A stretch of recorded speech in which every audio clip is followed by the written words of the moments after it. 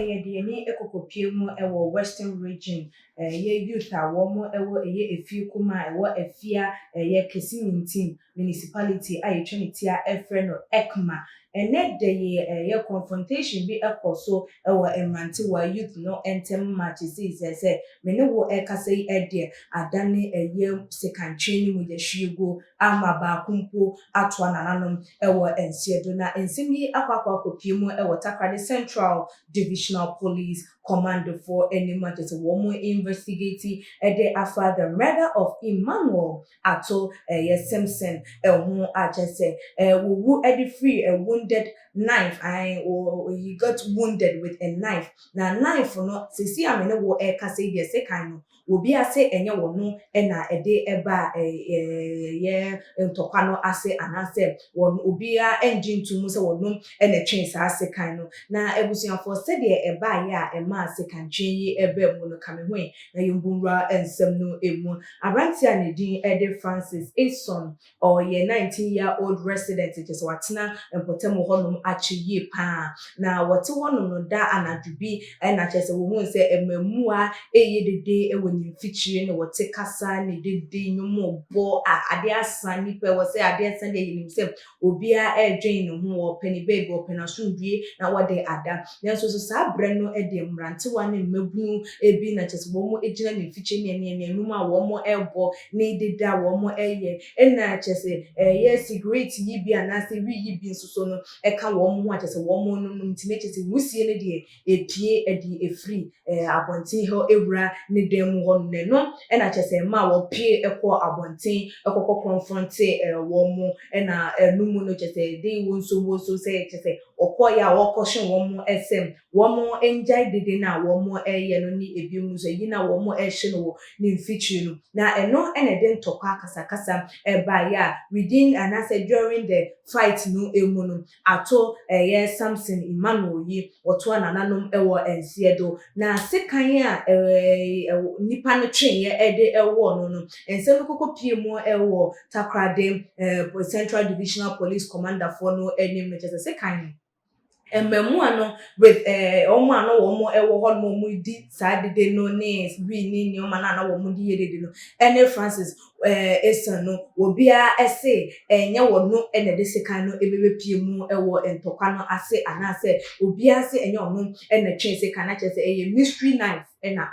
abebe pie mu wo mo entem a chese ebebe wo Emmanuel Ato amasese wato nananom ewo ensie edum na suspect Eson ono ena esanse wo ba abonte ebebe confront ye ntino dodo na esusu ye say or no ena ebi odese kan ba na susu no susu deny the ownership of the knife ama enede am no eka say the regional police public relation officer deputy superintendent of the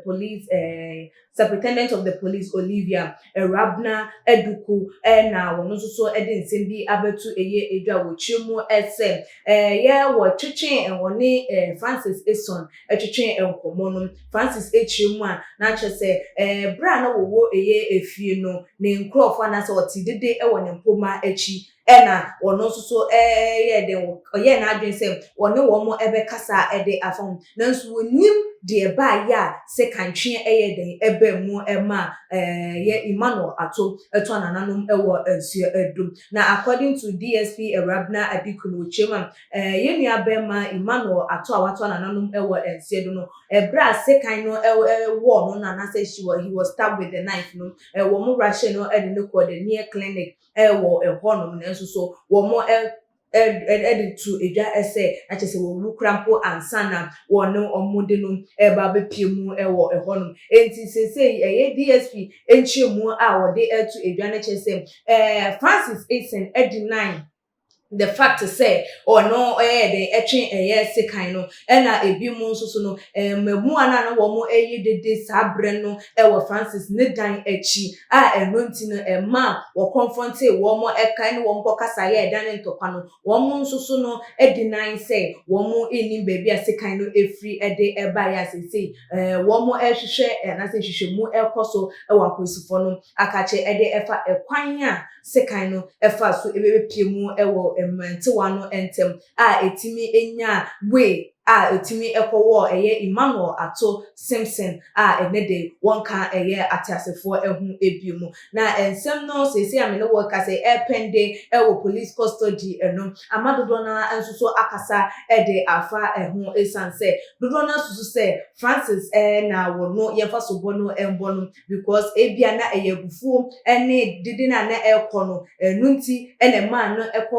ekoko confront wo munti kubi se wono na sekan no ehye ne ho nunti no wo mo emfa sobo no embo dodo na so hu ne se ebi ebeye mante wani ebi chese wo ba ye gidigidi ana se won boys se wo mo BBC na wo pese won defend no we bi krapa na ka Francis mum ena na komo pese kan no de awo no nemum ena kokko wo mo enkrofo bi ato na nanom wo enseri na ebusiafo ensi mo man hwade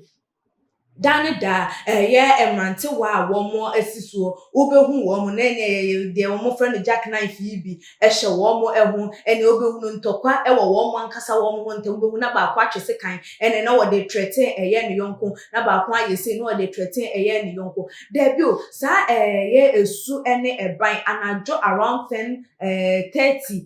wonim se nipa ada ana wonim say by that time there obi akona adwuma so wabafie wabre enti wo pe na sundue na wo de adwen na wo de ada na wo kwakwa ye dede wo ne mfikyire no de emante we na ne kwan so enunu ana na ebi mu nso no na hu hia say Francis na ko pie ekwa abonte ekoko confront wo mu wo mu dede no ane bi ana say smoke na efri abonte wo era ne dem na hu hia say wo confront wo mu wo ensem no ewo ana esanse dodo na woni senke no ko betimi agina ne dem ho ebie no lovers aka chom se mesra mu dede no ano eden na mesra mu anka mo famfiri afiche wo no na ehu hia senke obekọ abonten so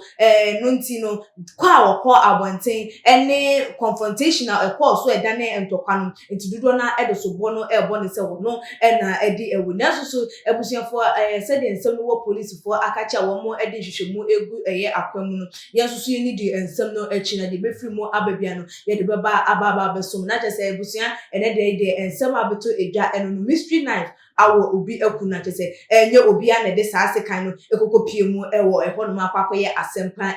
wadwenchefa ensem yi hu enesen wobetimi de abeto dwa ewo tuwagen comment section the be mu so like videos no share all the social media platform eso ekeskapa any media desene yebesan edi ehia ebi makam